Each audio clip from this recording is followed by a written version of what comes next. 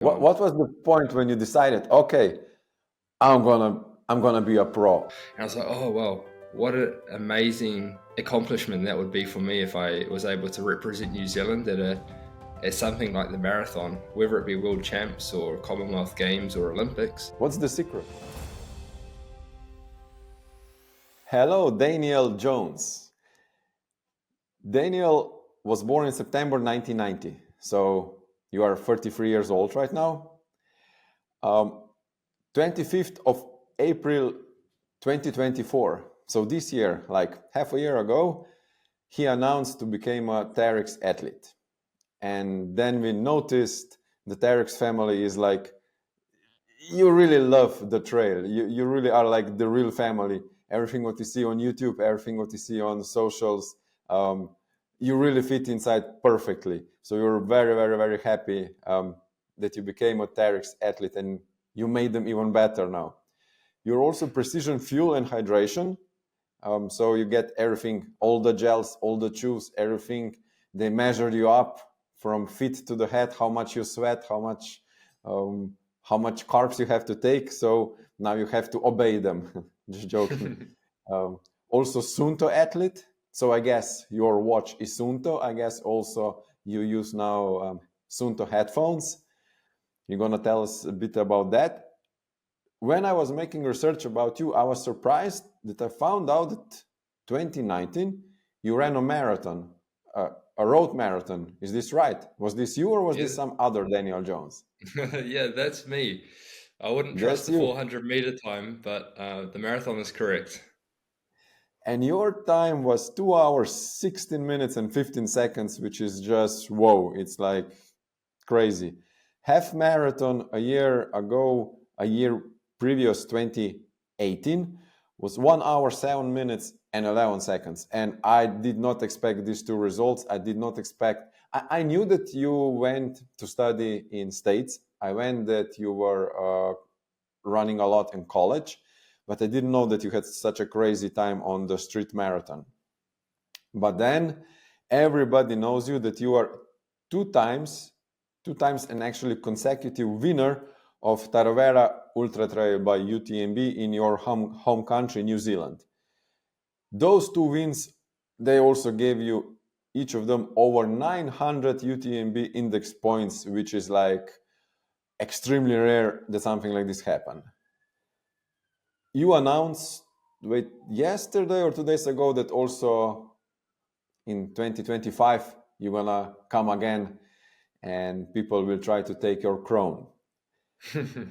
This year you were also fourth Western States, and then a little bit later also fourth on CCC, so 100-kilometer run in Chamonix, which is just crazy. Last year you went on the big one around Mount Blanc, 170 kilometers. You were 12th, and again 2 months before you were 5th on Western States. These are just, you have lots of wins, you have lots of amazing results, but those two are so amazing because the competition in Western States and the competition in Chamonix, it's like the best. And that you can win 2 consecutive years, so good. It's just the time that you also come on the podium, because if you can be 4th, 5th, you can definitely be 1st. It's also the daily forum and everything else. So it's just crazy. You are a top elite athlete with, at the moment, your UTMB index is 918, and everything what is 900, with our colleagues, we say that you are like you're from another planet. So you have different lungs and different blood that we do. And I'm really honored that you took time that I can talk with you right now, and that I can suck all your knowledge out of you. Absolutely. Well, thank you very much for the very kind and thorough introduction. It's great to be here, and I look forward to this good chat.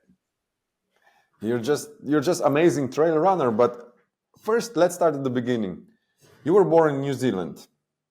Then you went on the other side of the planet. Tell us a bit, how did this happen? And why then for a few years we see like almost no results in running? What were you doing that time? Yeah, so I did. I grew up in New Zealand in a small town called Whakatane, and I did a little bit of trail running back when I was a teenager. And well, I was quite passionate about it then, even going through high school, but I never really got too many great track times. I didn't really concentrate on track, and I did a little bit of cross country in high school, but I was pretty average, to be honest. So I got quite lucky to get over to the United States. I went to Eastern Kentucky University, and yeah, you probably saw I did 4 years there of cross country and indoor and outdoor track. And I think I went all right, but I never really thought I would ever have a career in running. I thought, I'll use this opportunity to try and get good at running, but mainly to get a good education. And so that's that's what I had in mind is I'd leave university. I also did 1 year in Texas, actually, at Sam Houston State, where I did my master's. So I got my MBA. And yeah, then I thought, oh, well, I'll use this running as a way to get a really good job and start a career in finance. And so after university, I was actually quite sick of running because we could say I wasn't really inspired by the running that I was doing. In Texas we had some trails, but in Kentucky it was pretty bare minimum. So I was quite over running, quite burnt out from running, and I just thought, let's concentrate on my career and let's actually go back to my family's roots or my roots of multi-sport. So I did some mountain biking, some running still, and some kayaking. And so this is probably why my results, as you say, like I never really was really aware that there was this career or this prospect of trail running and that I could go and maybe join a team. So it was probably still quite early on in the trail running days where you could join a team anyway. But I did go back to New Zealand. I pursued this, career in the corporate world for a while, and then, this kind of closed as yeah, it depends how far we want to look into it, really, because this kind of closed as I started pursuing my marathon career. So actually, you decided that corporate world is really boring, and you decided trail life is life. What was the Well, point? yeah, go on, go What on. what was the point when you decided, okay, I'm gonna be a pro. I'm gonna try to search my limits. What was the time that happened? So this was when I was working at PwC in the corporate life. Like I had some great times there, don't get me wrong, but it was I couldn't really concentrate on being great in this office life and great as a runner. So I did my first marathon while I was still working full time, like well over 40 hours per week. And I did my debut in 2 hours 20 and 5 seconds. And I was like, oh, that's not a bad marathon time, and maybe I could improve on this. And I did that at Gold Coast Marathon, I think in 2018 it was. And so I was like, oh, what's another fast one? I got over to Japan. I did Lake Biwa and did it in 2 hours 18 and 30 seconds ish, something like that. And I was like, oh, that's reasonable, like a decent progression. But it had been like 9 months later, and this was in like March or April. And I thought, oh, well, let's go back to Gold Coast a few months later. And this is where it's my debut. So I know the course, I know the feeling of running fast there. Yeah, I know what it's all about. And at this stage, I was still working. And so then, yeah, that's where I actually hit my PB in 2 hours 16, 15 seconds. Just missed out on the World Champs qualifier that year. It was 2 hours 16 flat for New Zealand. And so I missed out on going to Doha. And I was like, oh, well, what an amazing accomplishment that would be for me if I was able to represent New Zealand at something like the marathon, whether it be World Champs or Commonwealth Games or Olympics. I was like, either way, just to put on, the black singlet and to represent New Zealand would be so cool, so cool. So I thought, well, I had started coaching by this stage. So I thought, well, if I could make a small amount of coaching and get by, then I could throw on my job in the corporate world at PwC and really pursue this marathon.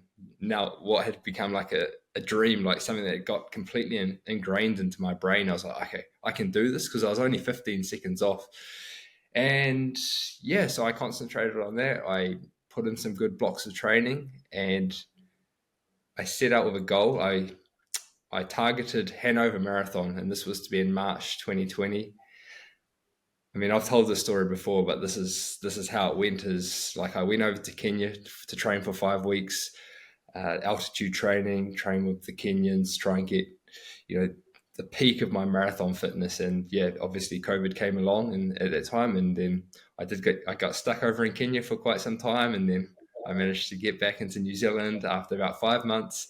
And yeah, at that stage, New Zealand's borders were like pretty much shut for about a year and a half, and I just got quite over the fact that I couldn't travel for a fast marathon. I was doing some good local ones, but never hitting any good times, because you need the competition. Like, you need a big amount of competition. You need a real fast course.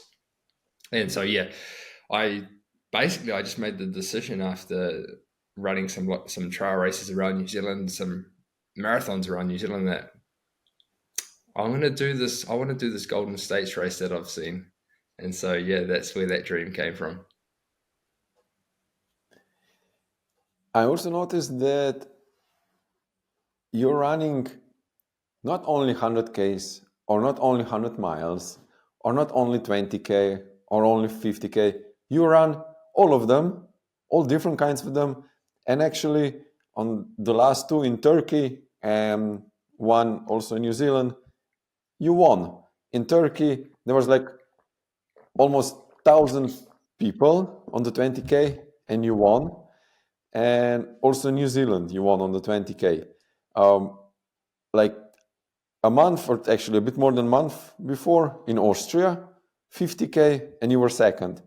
Then before that, CCC 100K, fourth.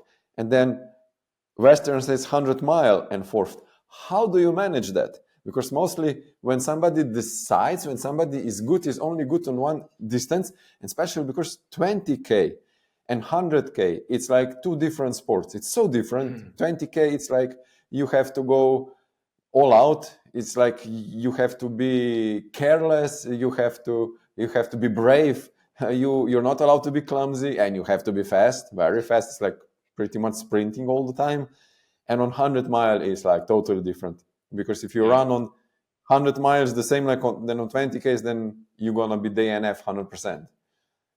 How do you manage with the training, with the nutrition? That has to be so much knowledge and so much experience that you can manage to do something like this. What's the secret?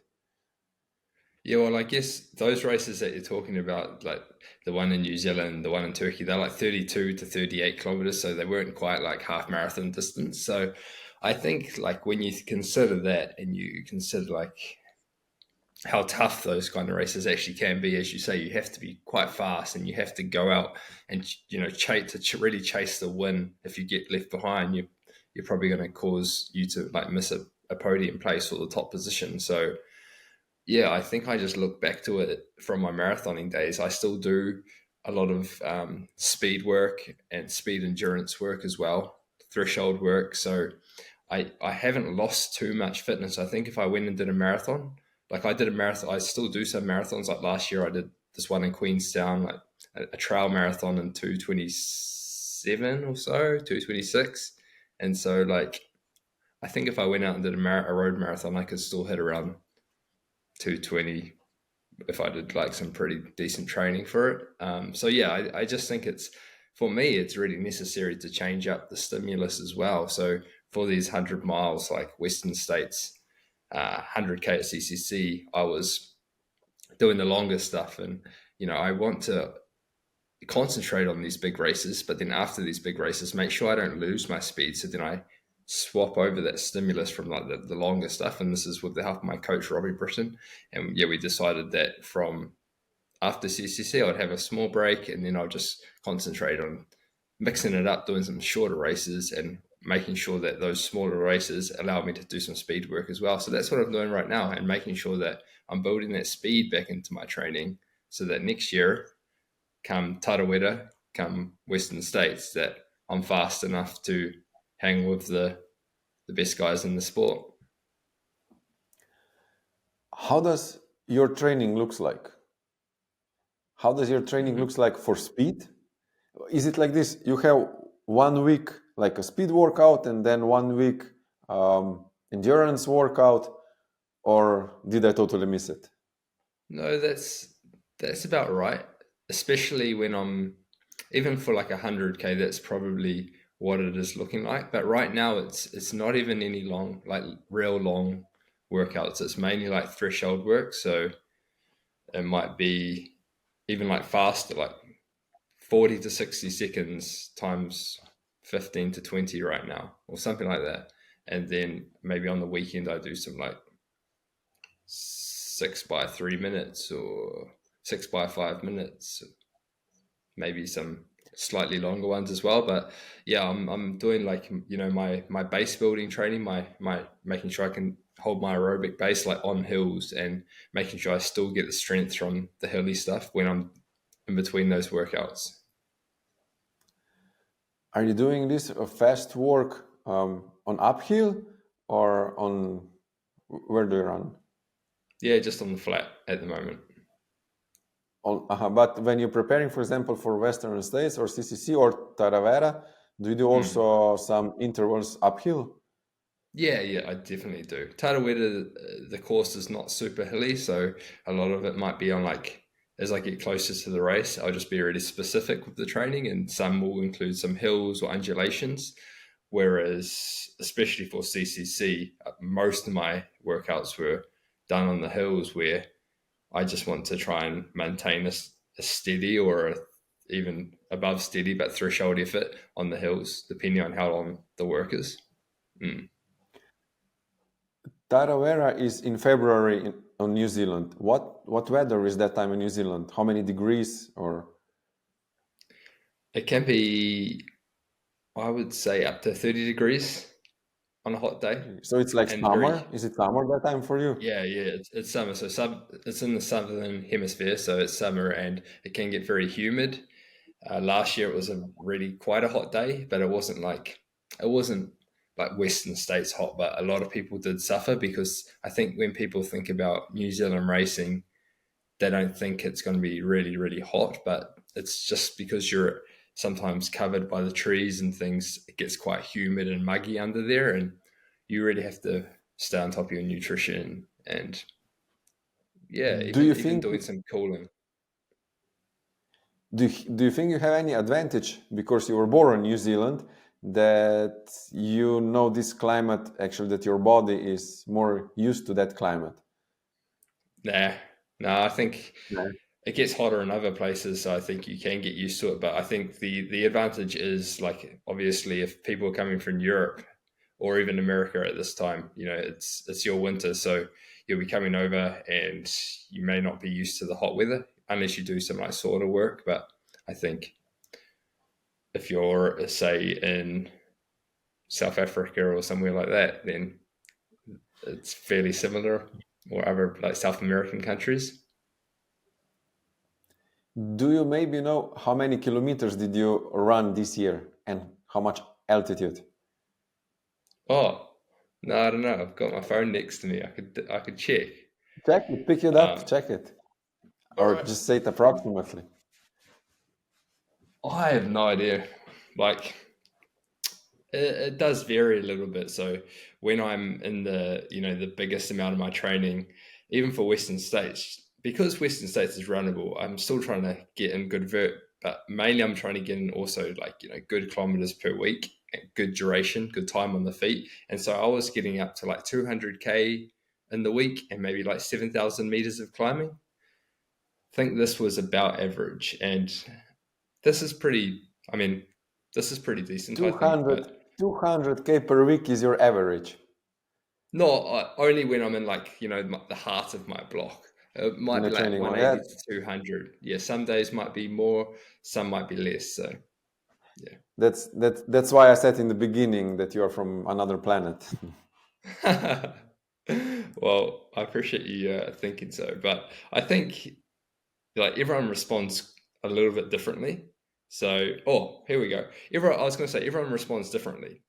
at certain times, I'm relying on speed work. So I'm not even trying to get in maximum distance or duration during the week. I'm also trying to, create that kind of speed endurance that I want doing the speed workouts. They take away from the time that you can just be doing base work. So it really depends on the time of year, whether I'm doing like a load of miles, which right now I'm not. I'm doing like 130-ish K per week, which is actually quite low for me. And it's very technical here in Cape Town. So it's quite hard to run far. You're actually just out on your feet for a lot of it. So total distance this year is 6,283 kilometers so far.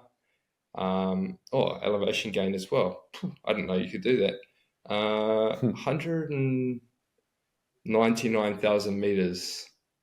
Oh, I'm So just about at 200,000. 200,000. That's cool. But actually, I'm looking at this. I didn't even know you could look at this stuff on Strava, but I am down slightly from this time last year on both distance and elevation gain. Why is Yeah, that, do of you course, think? because I guess also every year longer that you run, then because I don't know, your blood changes or something. I don't know. You don't need to run so much anymore to keep it on the same level. Yeah, and I also think the races that you kind of target as well. So this year I've been fortunate to, as we talked about before, join Adidas Terrex. So I've been able to travel and do more racing. So that kind of requires more periodization around when I can push and when I can have to taper and when I take off around racing. Because when you're actually racing, you're getting a really good stimulus for training, but you just have to be very careful that you don't jump back in too quickly sometimes, especially if it's been a really big race. So there's that as well. Do you ever pinch yourself that you realize that it's a real life, that's not a dream life? Do you have a feeling you have a dream life? Yeah. Like, as I said, when I was at university, I could never imagine a career in running. Like, you see some people that achieve it, but for me back then, it was like only probably road athletes that could achieve it. Uh, I started on this journey properly trying to crack it as a trail runner like 3 years ago. I'd done a lot of trail running before that, but not really knowing that it was possible. And it was actually with the help of a few people, like especially Hayden Hawks, who we've talked about, we're good mates. But he kind of showed me like, yeah, I've got a decent amount of potential to make it into a team. I just had to really keep targeting it and to be picked up by a global team like Adidas Terrex this year, it's like kind of a life-changing thing to be able to do my dream or my passion of running, which I've been doing all my life, but now to get paid and be able to travel around the world is just completely nuts, really. Who's your favorite Team Terex member? No, I'm joking. You don't need to answer that. Otherwise, you're gonna have problems. But what you have to answer me is this: how different is preparation for Western states and for UTMB? Western States and UTMB, oh, so much different. um, I hope you're gonna say that. okay. Now I've got to come up with an answer though. That's the issue. Uh, no, so for me, like last year, Western States was my big goal race. So there were two things for me. Like Western States was my A race, UTMB coming afterwards, and also was lower on my priority list was my B race. So I really put everything to Western States last year and this year, traveling over, training with Hayden over in the United States, and then everything after that, the gap is quite small, so you get a limited. You just get so much. You're so much more limited on how much specific preparation you can put in for this big race, and I honestly feel like you need more. Like Jim is showing he's dedicated time, his life to go and train in that environment for over a year, and he got it right. He did it. But for me, I definitely needed more than 2 months or whatever I had, 6 weeks that I had over in Europe before UTMB. It was such a tough time for me. It was yeah, like I look back with fond memories of finishing, but that's about it. It was just so hard. It was real work. Real work. It was a battle. It was a battle.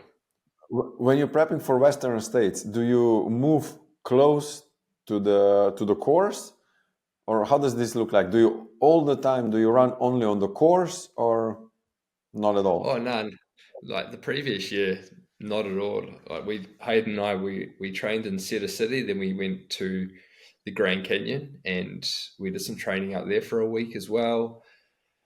But yeah, actually, this year went to the training camp, which was great. I think that really helped, like learning the course more because before then I'd only been on the full course just once, really, and that was during the race. So this year we went to the training camp, didn't have to be going at race intensity, so I could slow down and really take everything in.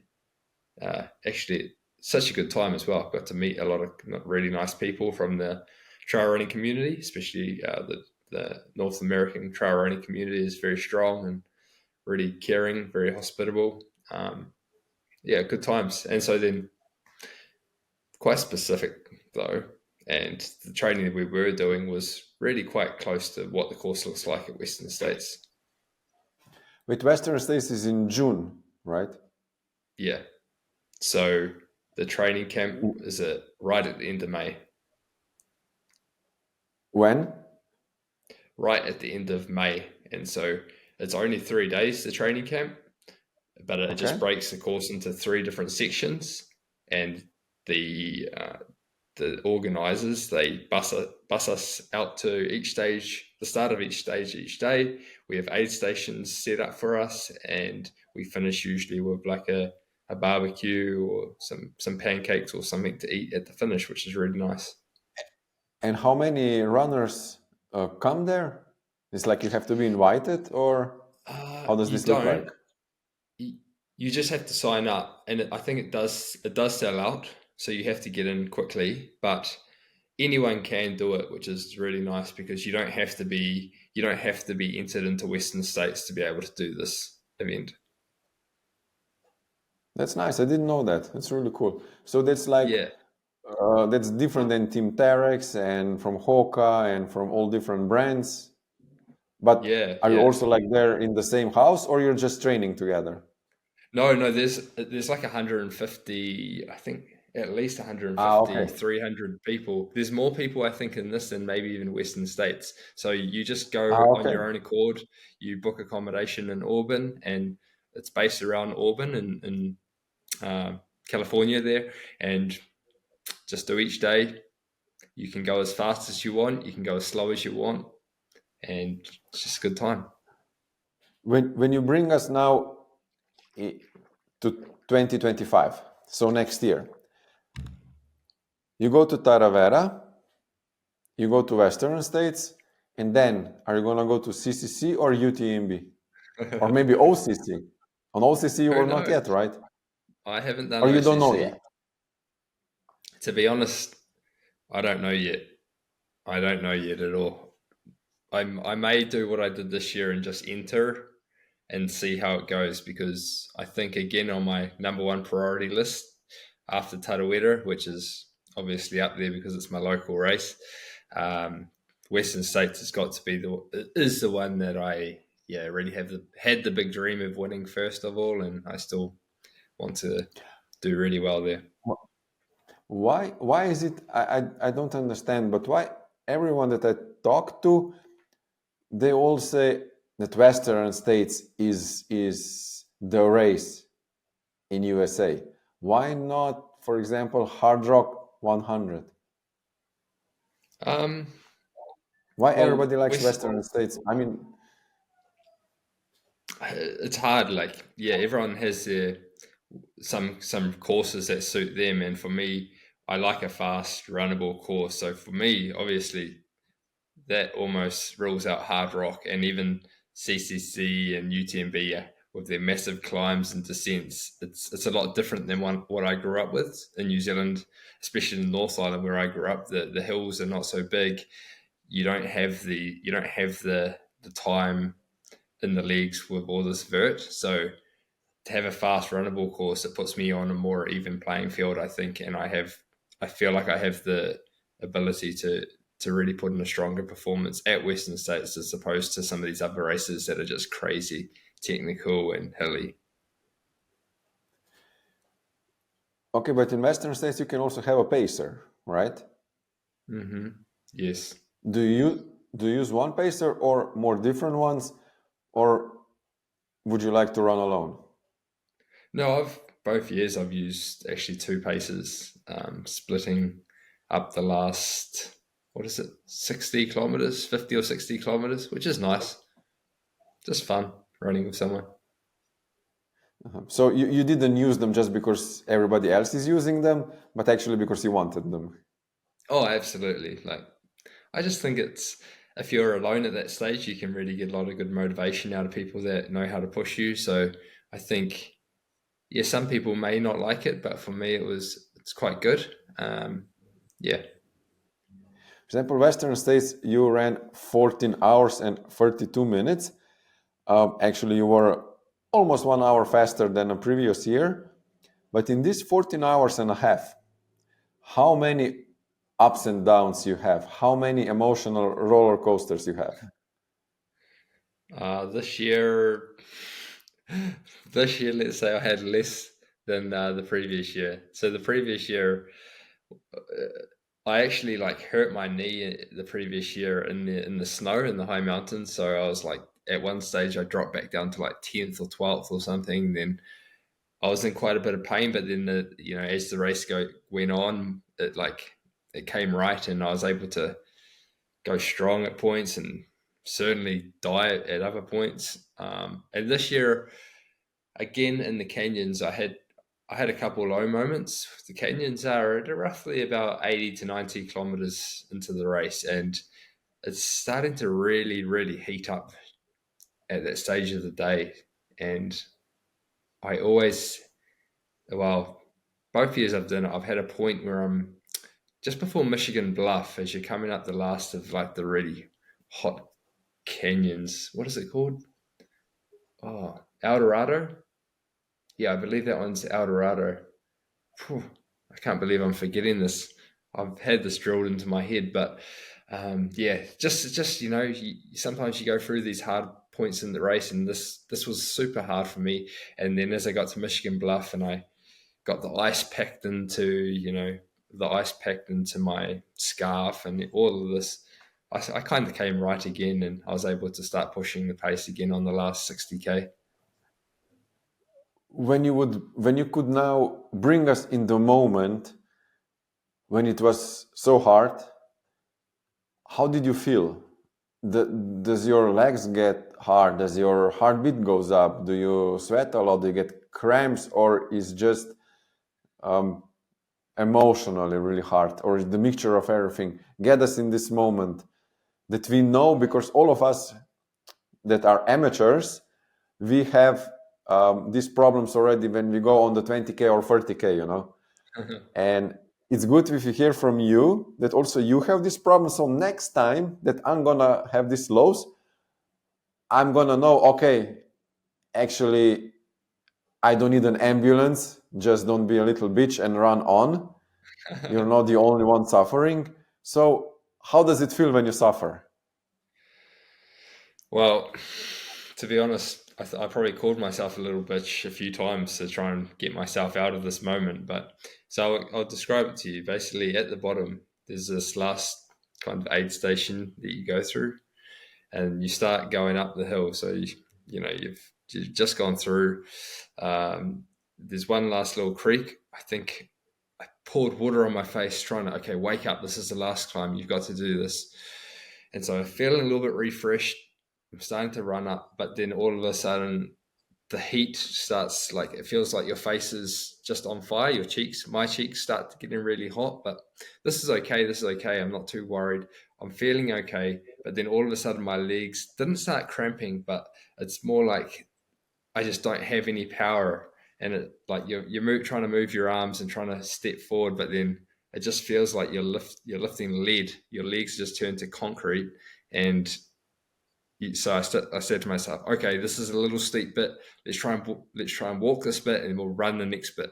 And so, it's very hard to pull yourself out of that moment. But I think if you can just tell yourself, you have to keep moving forward no matter what. So that doesn't matter. But if you can run the bits that are runnable, then do that. If you can't run the steeper bits, you can walk, but just make sure you start running again. And I think that's probably the most important thing, so you don't lose a lot of time, because basically it was just the legs just felt, from what I remember, just feel super heavy, and they just don't want to lift up and move to the next rock or the next step on the trail. And approximately how long does this take that you get back into the rhythm, that you come out of this pain cave? Well, luckily Hayden hadn't caught me by then, otherwise that would have been a bit demoralizing. So he was still behind me, but I had, who went past me? Dakota, I think, went past me, and Rod went past me going up there. Pretty sure. Jim was already ahead of me. So I think I was in about second at the bottom. And so, yeah, that was that. Like, it didn't take that long, When you think about it, as I said, you just get through that little uphill. You get to the next aid station, you see your crew, you get everything else, you fresh nutrition, you get ice, you got water, cold water thrown all over you, and this almost helps you reset, and you can move forward through to the next segment of the course. So it's quite nice sometimes. What you can do is you can break up the course into different chunks, and so just tell yourself, you'll be rewarded if you can just make it to this next aid station. And sometimes it's a long way to go after that, and you can't think too much further ahead, but you just have to really concentrate at the task at hand. Is then the lows on UTMB, so in France, in Chamonix, are they different kind, or it repeats each time it's something similar? For me, no. The lows were so much worse at UTMB. It's just one of those things. The climbs just go on forever, and even after a climb, there's not much flat. It's just straight downhill, and it's a little bit more technical. Although one of the worst points for me in UTMB, and maybe it was because it was still it was through the night, but it was just about daybreak, and the sun was just starting to rise, and that was when I started to get some energy back. But going up the Grand Col Ferret, it was just like right to the top. It was in the dark, and I was just like I don't even know where I'm just following the course. I don't know how far it is, and it just seemed to go on forever. And so, the same can be done. I did come out of that. I kept working my way up. Once daylight came, I tried to work the runnable sections, tried to make use of, your strengths. So I was trying to make use of the runnable sections, even like Champex-Lac, hiking up to Champex-Lac. Okay, I can jog again. You can't even really run at that stage, but everyone is feeling so defeated. If you can just do slightly better than what someone else is, or just push yourself slightly more than what you think you're capable of, then hopefully you can get through that next hard part, and then you just continue to make your way closer and closer to the finish line. And that's how it was. A lot of people were dying at Champex-Lac and Dreamt and even Valacine probably. And I, as you said, I managed to make my way into 12th place after being around 17th or 20th place, but I didn't feel like a racer. I felt like a battler in that race. I also didn't notice that you would ever have a DNF. And wherever you go, you're like majority you're on the podium, if not on the podium, top 5 or top 10. But out of top 10, it's like, okay, on UTMB you were 12, but pretty much that's it. Mostly you're on the podium. Never DNF'd. Or did I miss something? Did you have already a DNF on the important race? Not really. I wouldn't like to DNF. No. I did DNF out of a marathon in New Zealand, which it still haunts me, but I went into it with an Achilles issue, and I tried to run, but I was like, there's no point ruining yourself in this aspect, because I actually had a race like a few weeks later that I wanted to race, a trail race. So I was like, let's save the Achilles. And it came right. It did come right just in time. So that was good. Mm.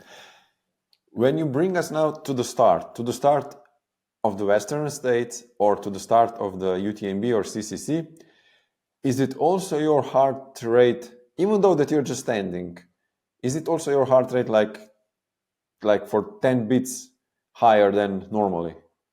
Way higher than Or that.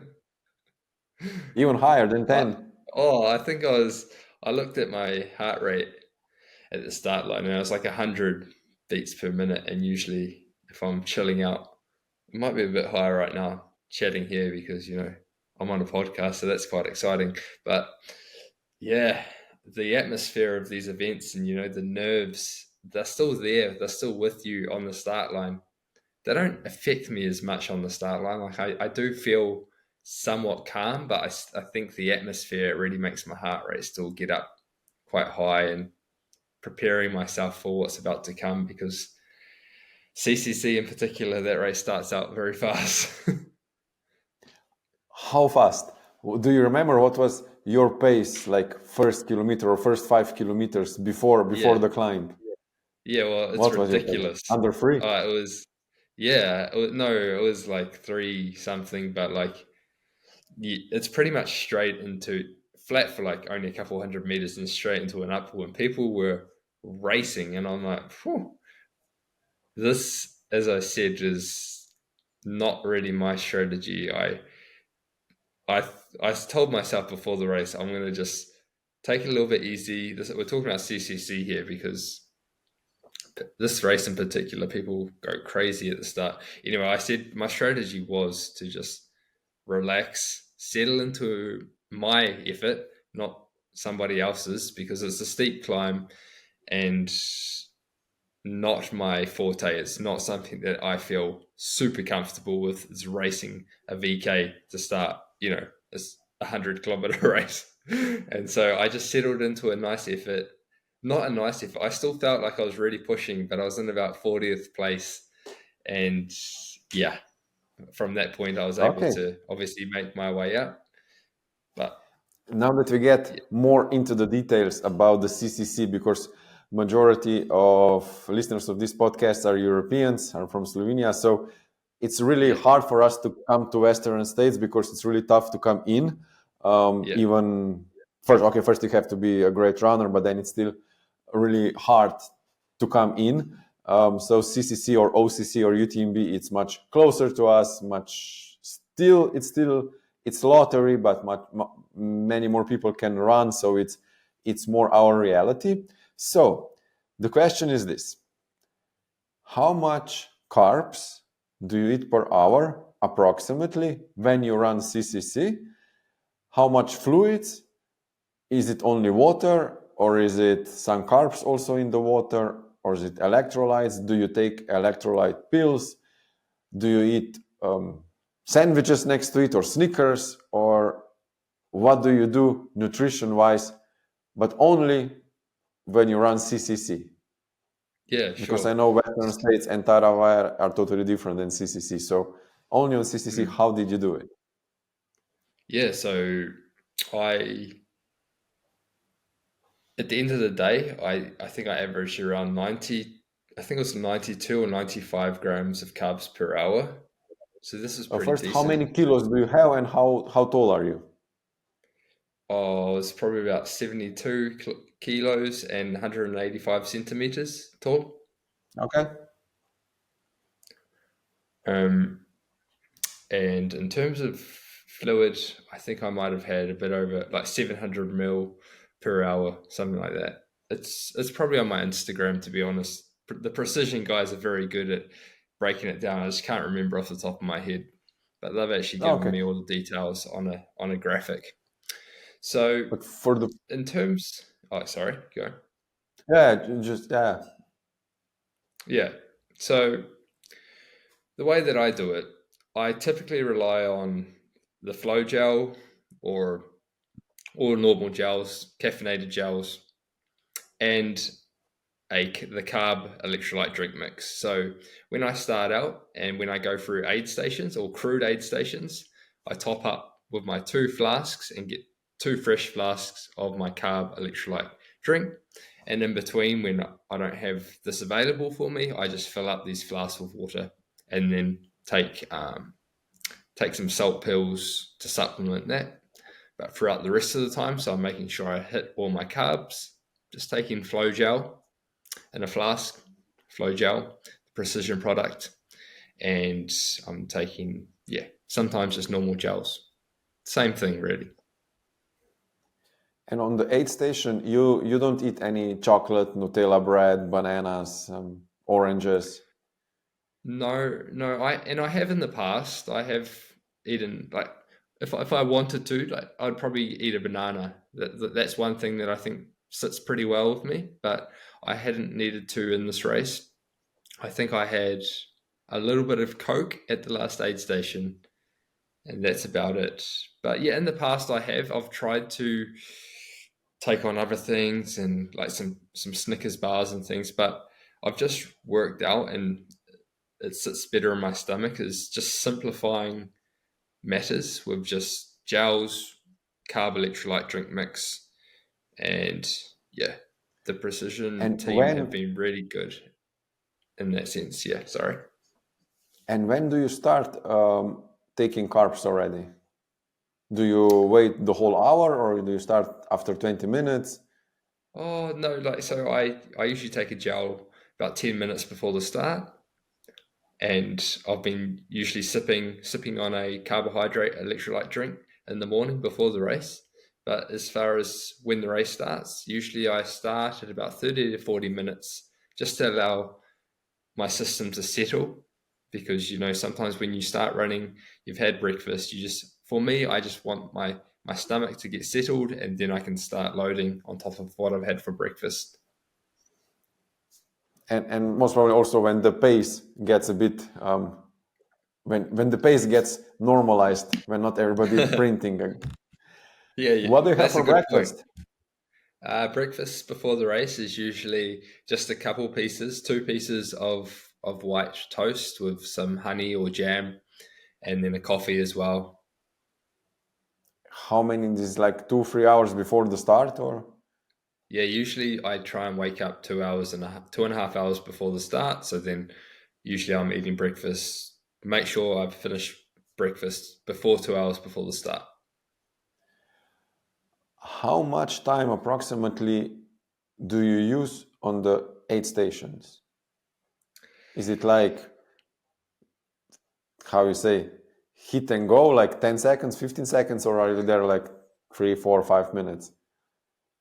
Well, I think if your listeners have listened to Hayden Hawke's podcast that he did with you, it would be the same approach as trying to be as efficient as possible and really try not to lose any time going through aid stations. It's just throwing out my wrappers into the rubbish bin, taking out my flask, getting new ones. If I need like cold water or ice in my bandana, doing all this as quickly as possible, then going. Like I think Hayden is like the exemplary guy for this. He's very good. He's very dialed in. I try to be as quick as possible as well, and so yeah, I think it makes a big difference because that time. Sure, you need to make sure you take care of everything, but the time you save in aid stations is so important because then you don't have to make that time up outside by running faster. Which race is your hardest up till now? The race where you said to yourself, why the fuck am I doing this? I could be home or I could be in the corporate world still. Which race is Well, which race took your soul? yeah, to be honest, UTMB certainly took my soul. And also, I went over in 2022 when I was first trying to get a golden ticket. I went and raced canyons over in California, and oh, I blew up so bad. Like I hadn't really maybe gotten my nutrition right, or I wasn't with precision at that point. and I didn't have a proper plan. I don't think, I can't remember having a proper plan, but I would have been good, but maybe just not ideal. And maybe I started out too hard. Anyway, the last 30K I was done. I was just dizzy and, crawling, when you're crawling to the finish. That's that race that I got 10th in. It was competitive, but I know I should have been a lot better than what I was.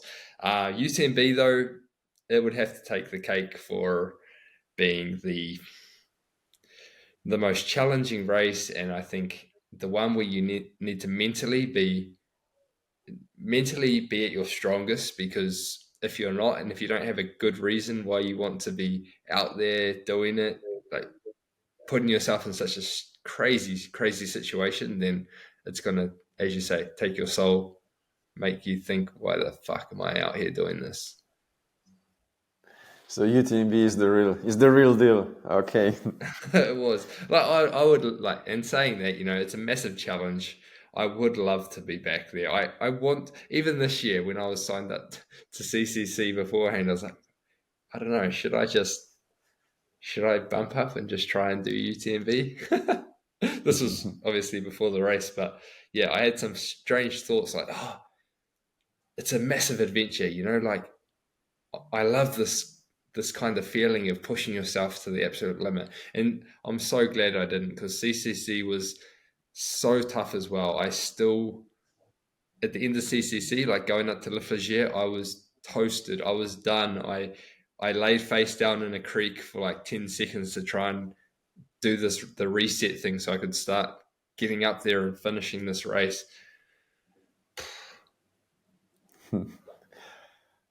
After you've done such a long, hard race, what do you do? What do you do a day or 2 days or 3 days after to put your body and mind back? What's your secret sauce? Oh, depends how the race has gone. Like, it's great when I'm with Michelle, my partner, because then we would, like, it's so nice to be able to celebrate with her, because she's put in a lot of, like, being my support network and just being there for me when I've trained and raced and everything like this. It's so nice to be able to share that experience with her. And so then we just celebrate, like I have always been someone that won't mind to have a beer or two, especially if the race has gone really well, or that's really nice to be able to just share that kind of experience with those around you. Sometimes I'm just so exhausted. Like, I was at CCC, I was just absolutely ruined for some reason. I think because, we raced Western States, and then Michelle and I, we actually went and did a holiday together, went to an all-inclusive resort for like 2 or 3 days, and then this was in Costa Rica, and then so we're having some drinks and by the pool. It was so nice. And then we traveled around Costa Rica and did more of like, went to the beaches and stuff like this after I could put my feet up for like 3 days. So that was cool. But yeah, after CCC, sometimes when you finish a race, you're just absolutely cooked. And I think that was probably the accumulation of these two massive races quite close together, and absolutely burying myself in both of them. And I just needed some time just to settle down, just put the feet up, find the dark spot and let my brain recover. So how would your dream day look like? What would you do from the morning till the time you go to sleep? Do you mean after a race, or just like in general? I think it could be after you win UTMB, so next day it's a dream day. Oh, wow. So yeah, this looks completely different, obviously, after a race like this, but day after, so probably finished what time? Oh, Oh, yeah. let's say because if you win UTMB, let's say a week after, because first you're gonna have all the media and everything. So let's say a week after. Oh, okay. Well, then I guess we just get together. If I'm still with Adidas Terrex team, then Michelle was there. Hopefully my parents have made it over so they could help support crew me. We just have a big barbecue where there's cold beers or some margaritas. The barbecue just goes on all afternoon. We've got a nice pool there, or yeah, ideal. That's pretty ideal actually. Just hanging out, just my friends So there, you would love to have competitors. your family and your Team Terrex family next to you and drink a Yep, beer, cold yep, margaritas, put yep. your legs up, have some jokes, some games. Cool. I'm waiting for Yeah. invitation. Oh, do you like the sound of that party? Hopefully it kicks on into the evening and people start dancing as well. Depends how. It's a week after, so we're probably recovered enough by that stage. Yeah, it has to be a week after, yeah. Because before, anyways, all the media, I guess after you win, I believe this all the media thing is even harder than the race itself. So, I wouldn't know. Fourth place doesn't get that. how much do you have to watch on what you eat? Do you have a nutritional plan that you follow? Okay, I have to eat so much rice, so much meat, so much vegetables, or you eat whatever you want? No, I typically just eat to how I'm feeling. I don't. I just make sure that I have a few meals per day at least. Breakfast for me is pretty standard. I just have oats, or some some toast or something with some spread like peanut butter. Pretty cruisy for breakfast. But then after my hard runs, I just usually make sure if it's a longer run or a harder run, then I have a protein shake with maybe a banana in it as well straight away. And then I have my lunch, maybe eggs or some toast and that kind of thing. Whatever's handy, whatever's in the fridge or some leftovers. And then for dinner's like usually our biggest meal or our most important meal for Michelle and I, and we will have like a curry or, as you say, like some steaks. I'm quite big into do a bit of diving and a bit of hunting back in New Zealand, so usually we've got some good, some lean wild meat or some fish or whatever. But quite healthy, good, nutritious meals for dinner time. And what do you eat next to the protein for the dinner? Oh, mostly rice. I love rice, and then of course vegetables. Michelle's got a garden, and so we have fresh lettuce or what do you call them? Courgettes or zucchini, like these Yeah, things. zucchini. Okay, Zucchini, yeah. nice. She's got some growing. What else has it got going? Yeah. Anyway, What uh, what just would good you what good what food. what would you be your perfect meal? Perfect meal for me. Oh, I do like a Penang curry. I've actually made a curry tonight. I've got some Cape Town, sorry, not Cape Town, South African sausages, some green peppers and onion, broccoli, all in like a bit of a red curry. So curry powder, this kind of thing, and rice on the side. So it's pretty nutritious. Got enough for a couple meals. Nothing fancy. Also, one question: after you finish with the dinner or breakfast or lunch, how much do you eat? Do you eat so much that you have to lie down and go to sleep, or you eat so much that actually, if you want, you can also go to make an easy run? Oh, I feel like I could always go for a run on food if it was easy. I even like after my meal tonight, usually I have like some yogurt and protein and maybe some cereal mixed in there because I just like a little something sweet after dinner. Okay. Do you ever eat like chips, Nutella, pancakes, I don't know, Big Mac, things like this? Yeah, for sure. Like I don't mind. I had some chips earlier. Um, Yeah, for sure. Like Nutella's quite common, isn't it? Like traveling around Europe, I quite often was having some like Nutella with my breakfast because Nutella's always there. Back home, I wouldn't buy Nutella, so that's a bit of a special treat when you're traveling around Europe for me. What else? Big Mac? I haven't had a Big Mac for quite some time, but I'm not against it. Like I would have it. It's just I wouldn't go out of my way to buy it, is what I mean. Especially if I'd rather just get a different burger, I suppose. Do you remember when were you drunk the last time? Define Like drunk. drunk, drunk. Oh yeah. Yeah, sure. You remember Do I remember the night or do I remember when it was? when it was? Yeah, absolutely. What was it, last week or what? Oh, yeah, it was actually. We did the stage race and we did a stage Ah, race and okay. it's called Dryland Traverse. And on this, after the third day, for some reason they think it's a good move to have this big party before like the last 10K race day. And in good South African fashion, they they don't hold back. It was actually a theme party, so we all had to dress up. And yeah, one thing led to another. Basically, we had a couple beers, and then quite a typical drink here is a brandy and coke. So once those started getting handed around, it was all on. Ended up not a super late night. We finished at about midnight because we still had to race the next day at 9 a.m. the next morning. So they gave us like, as opposed to the previous days where the racing started at 8 a.m., they allowed us to start at 9 a.m. for that last day, which is quite kind of them. How did the race go?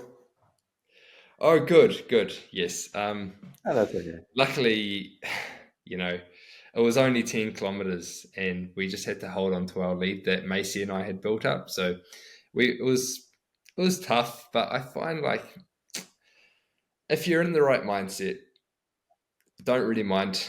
I can have a few drinks and not let it worry me next day as long as I am disciplined and go out and do my work.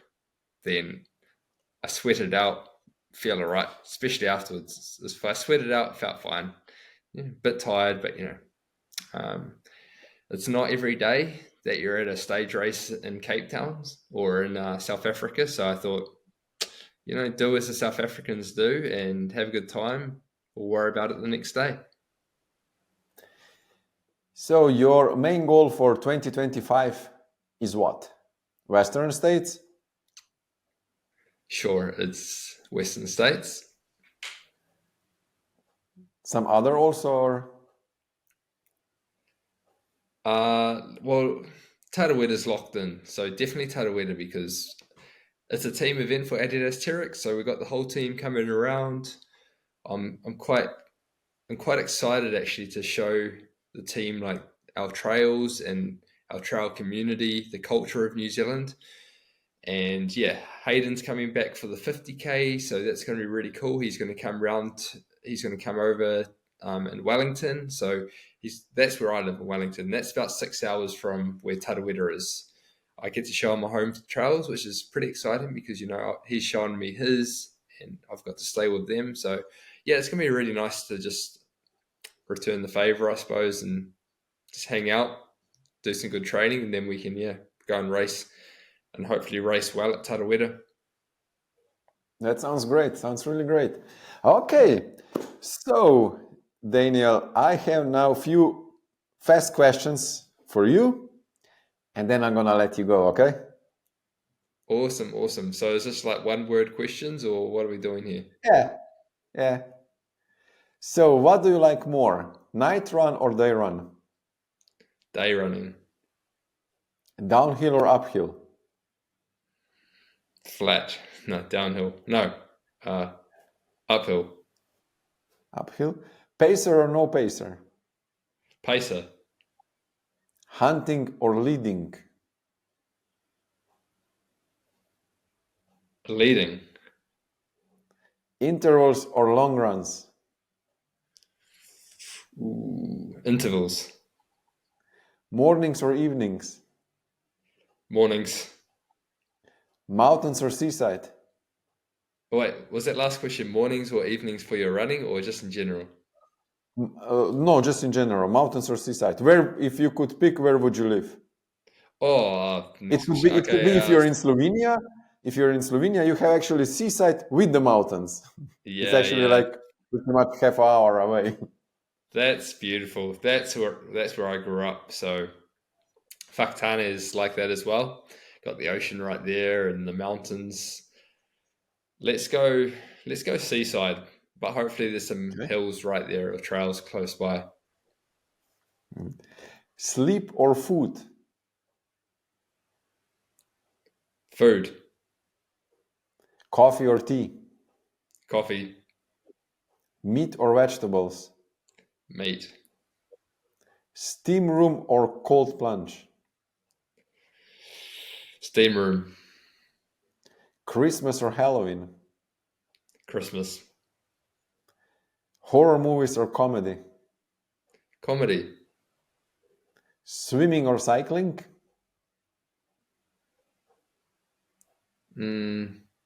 cycling, for sure. Thank you. That's it. You survived the Challengers podcast torture. Hopefully I got those last questions right. Do you have any last thoughts, any last tips for us beginners, for us amateurs? Oh, hopefully I've given a little bit of my knowledge, and next time you find yourself in a dark place in a race, you can just bring yourself back, think to yourself, how bad am I really hurting right now, and let's just keep moving forward and get to that next spot. I think that's probably some good advice that a lot of us can probably take on board. So no, I just like to thank you, and hopefully your European Slovenian audience has learnt a bit about me and just enjoyed it. Yeah, thanks. We did for sure. Thank you. It was great talking with you. Thank you All right. for your time, and for sure you should come to race one trail with us in Slovenia in the future. Oh, I'd love to. You're gonna love it. Thanks You'll for- see. We're gonna make you suffer. Oh, always. You always suffer, don't you? Okay. Have a nice evening and bye. Ciao, ciao. Ciao.